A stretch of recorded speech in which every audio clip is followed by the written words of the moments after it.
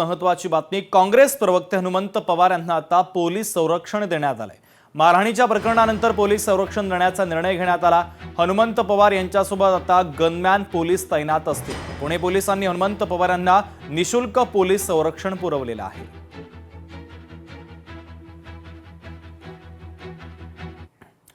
इंदापूरमधील भिगवण प्रकरणामध्ये आता वेगळीच कलाटणी मिळालेली आहे। मुलीने आईकडे राहण्याची इच्छा व्यक्त केली। कोर्टाकडे लेखी जबाब देण्यात आला। तरुणीला आई आणि मामाकडे सुपूर्द करण्यात आलं। अखेर बारामती पोलिसांनी मुलीला कुटुंबाकडे सुपूर्द केलेला आहे।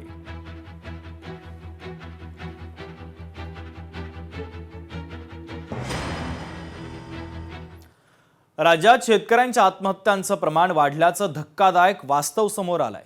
राज्यात दररोज सरासरी 3 शेतकऱ्यांच्या आत्महत्या होत असल्याची माहिती आहे। विधानसभेच्या प्रश्नोत्तरांमध्ये ही माहिती समोर आली। 2009 ते 2025 या कालावधीमध्ये एकूण 2783 शेतकऱ्यांनी आत्महत्या केल्याची नोंद आहे। 2025 या वर्षातच सर्वाधिक 200 शेतकऱ्यांनी आत्महत्या केल्याचं वास्तव समोर आलं।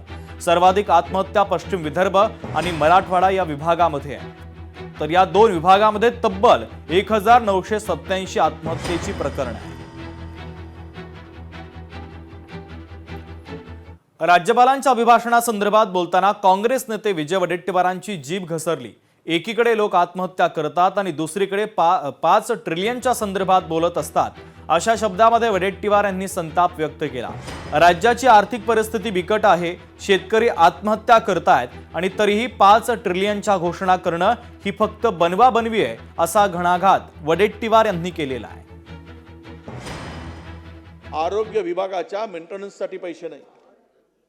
माझ्या एका चंद्रपूर जिल्ह्यामध्ये 22 रुग्णवाहिका दुरुस्ती अभावी पडलेल्या आहेत।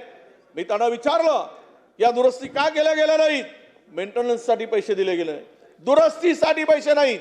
अनेक पीएससीच्या आणि आरएसच्या इलेक्ट्रिकचे कनेक्शन कापले जात आहेत, त्यांचं बिल भरायसाठी पैसे नाही। आणि असा करून ठेवलाय आणि 5 ट्रिलियनच्या गोष्टी महाराष्ट्रामध्ये आम्ही करतो आहोत। कुठे नेऊन ठेवलाय महाराष्ट्र माझा?